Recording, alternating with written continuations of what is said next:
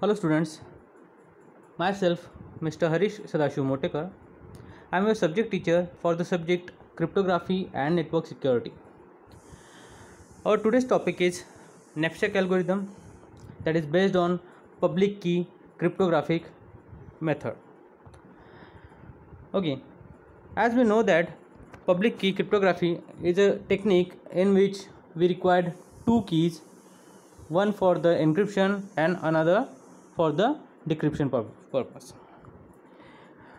When we send a message to any person, so in that case we have to encrypt our message. So at that time we need a key that is known as the key for encryption, or that is also known as the public key.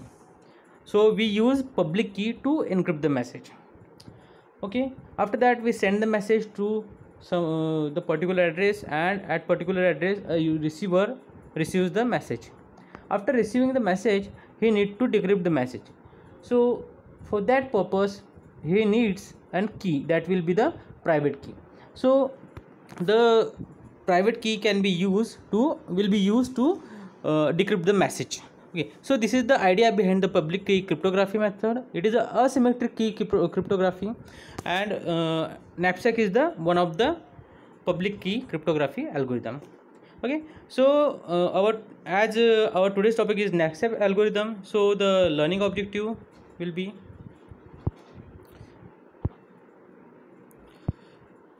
student will be able to first define the knapsack problem.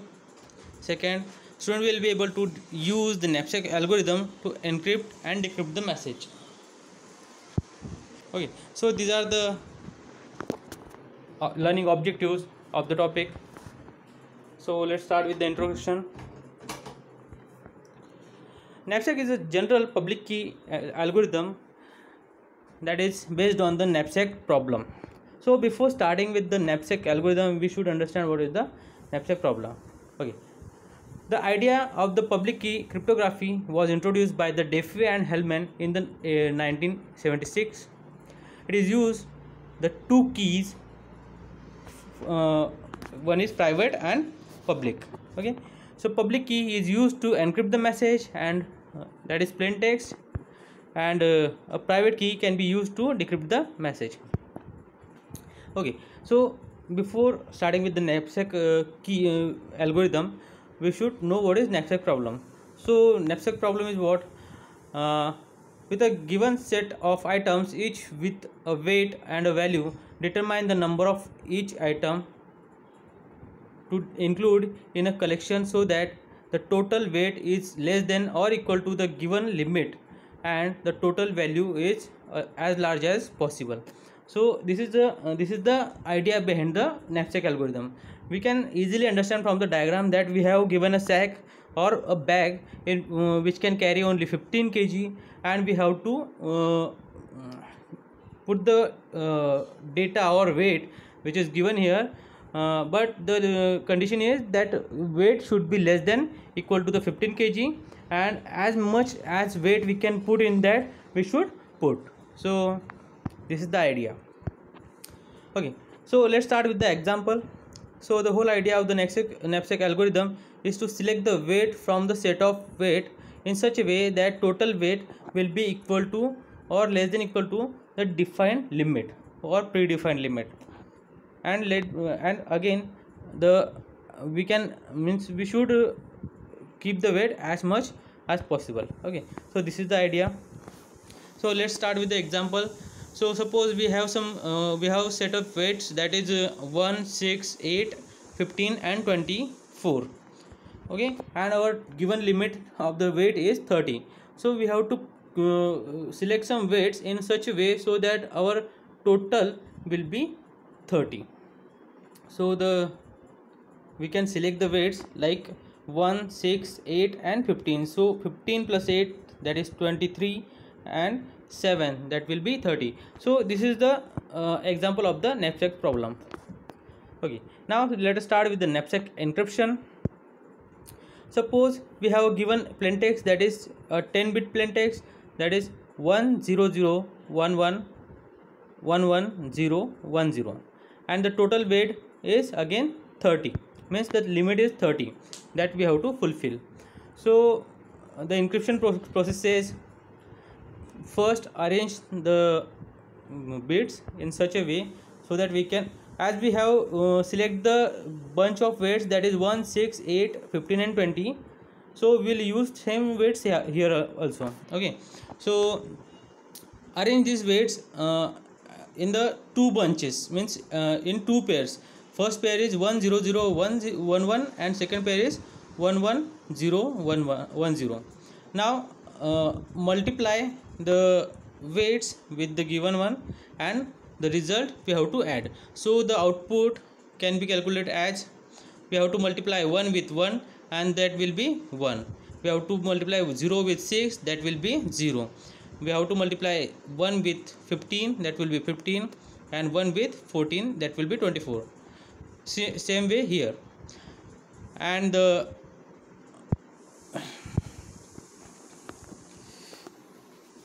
okay, and the output of these two operations will be 40 and 22. So the ciphertext will be generated after this operation is 40 22. So this is the ciphertext of the knapsack encryption. Okay, so this is the actually idea of the knapsack encryption. Now we have to understand how to generate the keys, means key generation is the next step. How to generate the keys? So as we know that we need two keys for the NextStep algorithm. So first one will be the private key, that will be known as, means that is also known as the easy NextStep. Okay, and that is also known as easy NextStep. And second one is the public key.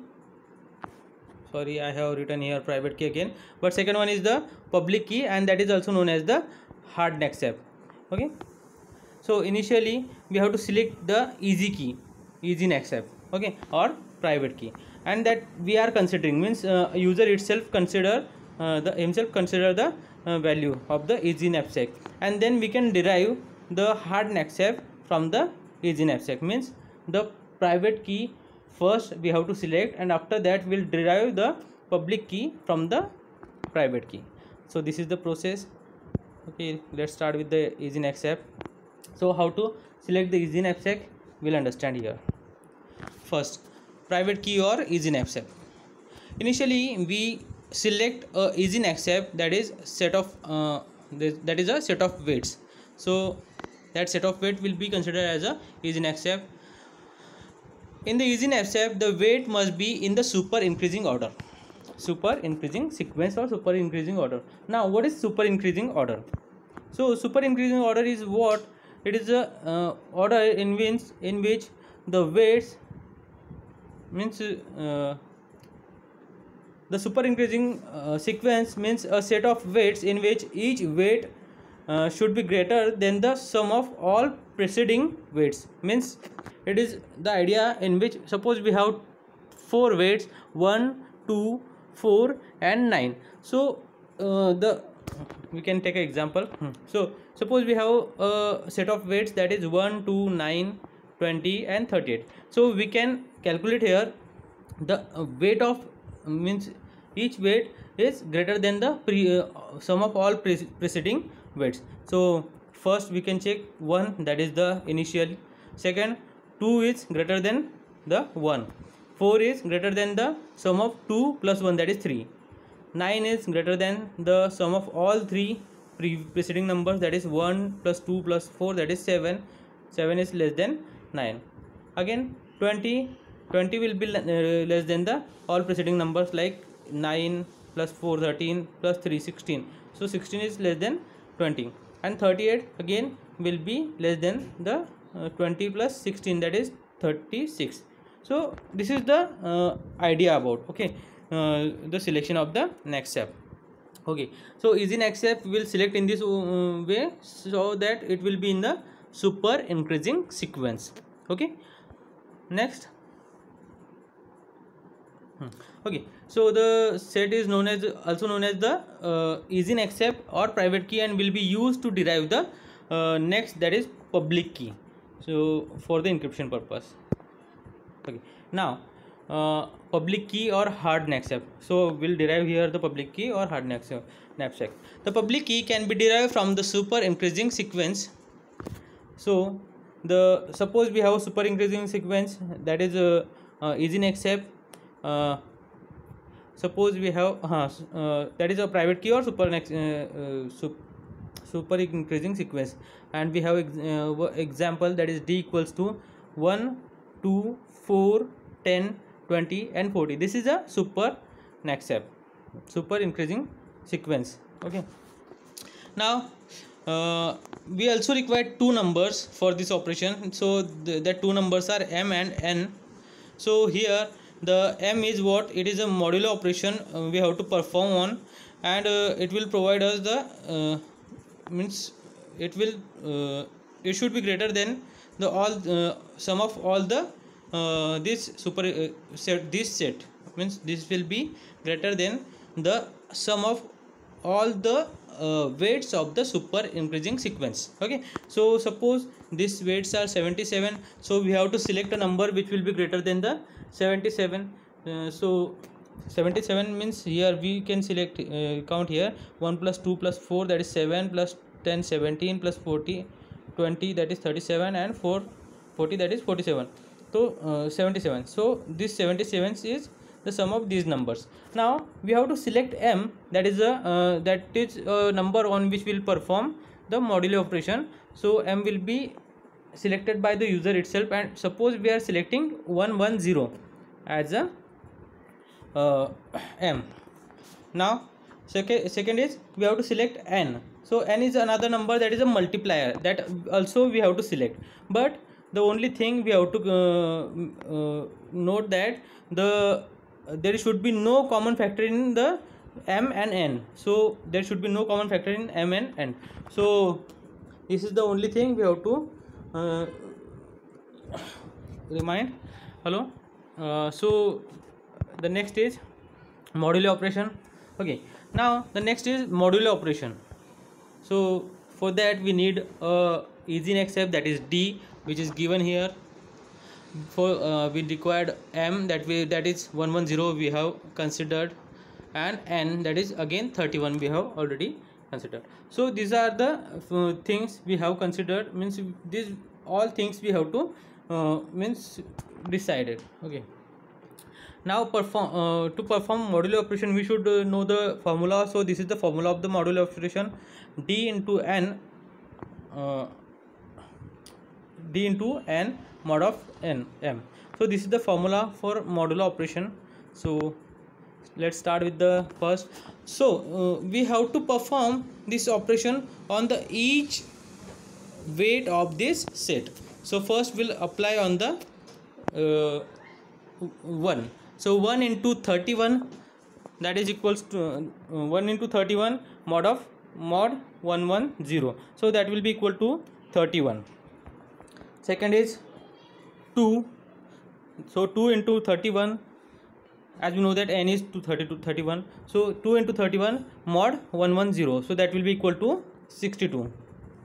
This mod operation can be easily calculated using any calculator. Okay, so next is 4. So 4 into 31 mod 110, that will be 14. Next is 10, 20 and 40. So output of these all mod operations are given here. Okay, next step is we have to arrange them in a sequence, and that will be our public key for the encryption. So this is the way to generate the encryption public key from the private key. So we can say that we have derived hard knapsack using the easy knapsack, that is denoted by E. Now we have a public key, we have private key, and we can perform the encryption operation now.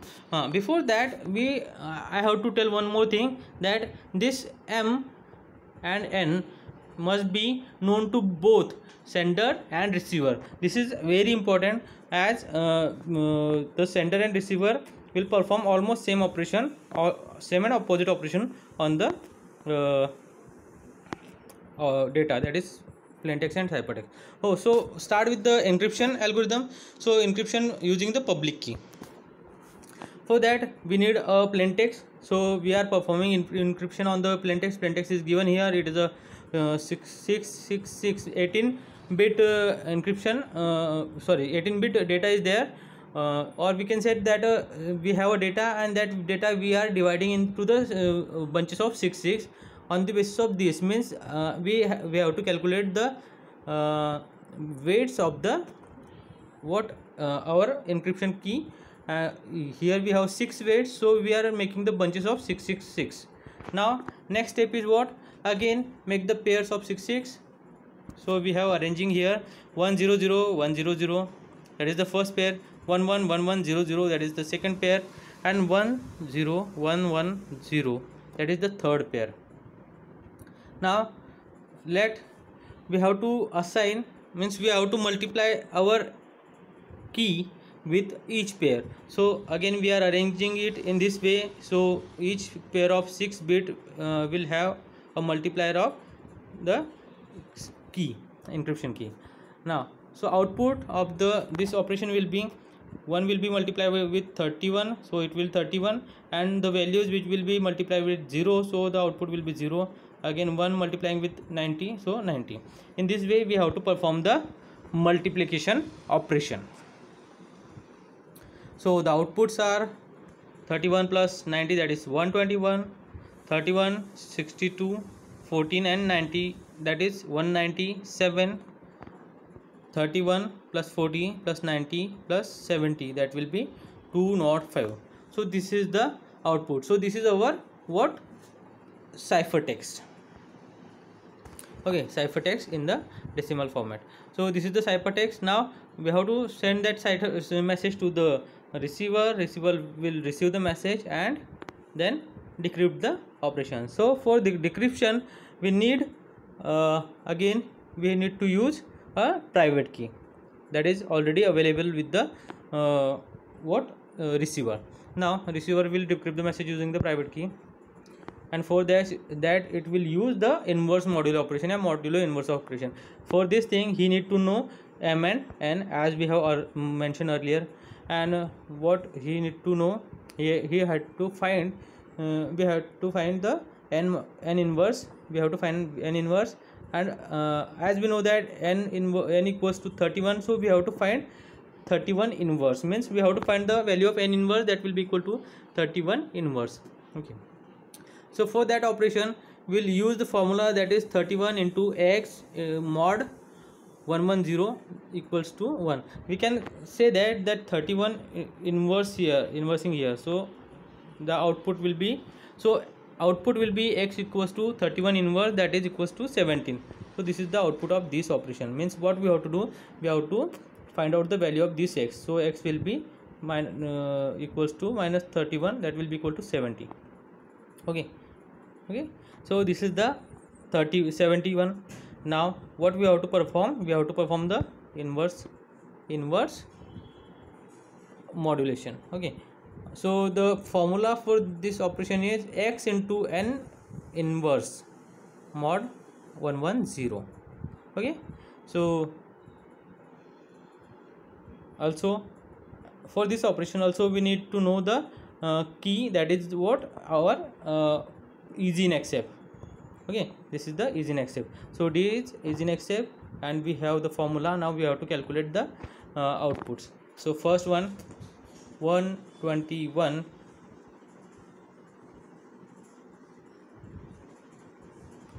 as our previous outputs, means our ciphertext message. 121 into 71 into mod 110, that is equals to 11. Okay, now please do not focus on this part, as I'll discuss this part after later. Okay, after some time. Okay, so our first step is multiply, means perform this operation here. So 121 is the first 8 bit. See, we have, okay, the first first weight is 121 that is the our cipher message, ciphertext message, that will be equal to that 11. Next is 197 into 71, that will be equal to, mod 10, that will be equal to 17. Again, please do not focus on this this data. Okay, I will discuss this data later on. Next is 205 multiplied by 17 mod m, sorry, mod 110, that is equals to 35. Okay, so see, this 121, 197 and 205, these are the values of our ciphertext. Okay, and that we have used here. So after using that values, so we are getting these numbers, what, 11, 17 and 35. Now what we have to do, we have to